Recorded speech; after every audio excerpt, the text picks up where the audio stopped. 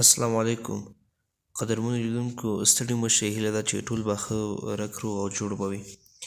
قدرمنو لیدونکو په نننۍ ویډیو کې زه غواړم تاسو ته دا درښیم چې موږ څنګه کولی شو خپل ملګري، خپل خپلوان، خپل دوستان دا په انټرنیټ کې د غلطو ویډیوګانو د کتلو څخه منع کړو.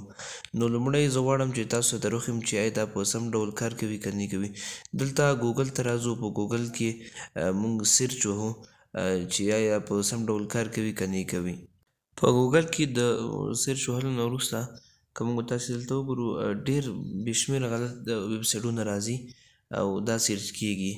نو که دلته اوس موږ تاسې راشو ویډیوګانې هم وګورو، ډېرې غلطې ویډیوګانې دا په دې سرچ په واسطه دلته راځي او دا شتون لري.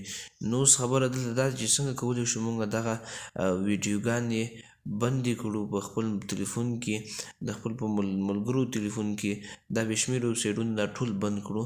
نو د دې لپاره به لومړی تاسو د هغه کس تلیفون واخلئ او دلته به کروم ته ورشئ.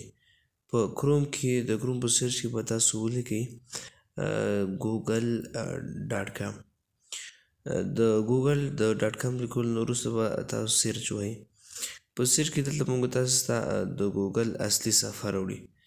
دلته لاندې سیټینګ لیکل شوي دي، په دغه سیټینګ باندې کلیک کوو او بیا وروسته د سرچ سیټینګ اپشن وهو.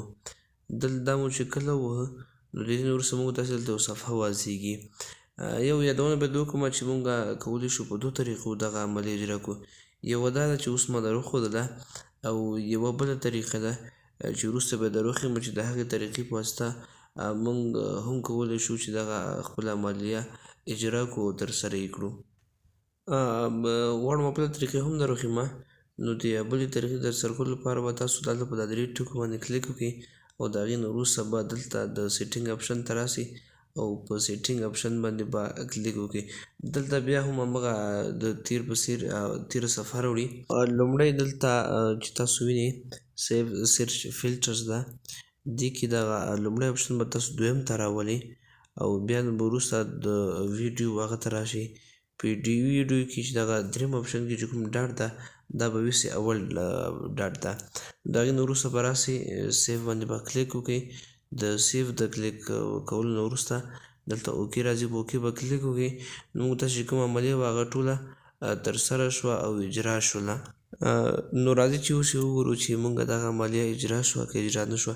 اوس ګوګل ته راځو. په ګوګل کې بیا هم همغه پخوانی سرچ وهو، اوس یې ګورو چې کار کوي که نه کوي.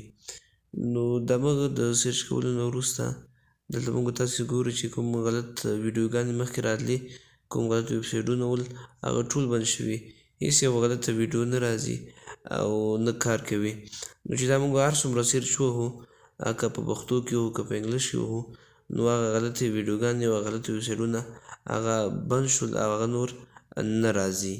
نو راځئ قدرمنو لیدونکو چې دغه طریقه دا د هر چا په تلیفون کې اجرا کړو او هغه ترسره کړو، تر څو خپل ملګري، خپل خپلوان هغه له یوې لویې ګناه او د لوی آفت څخه وژغورو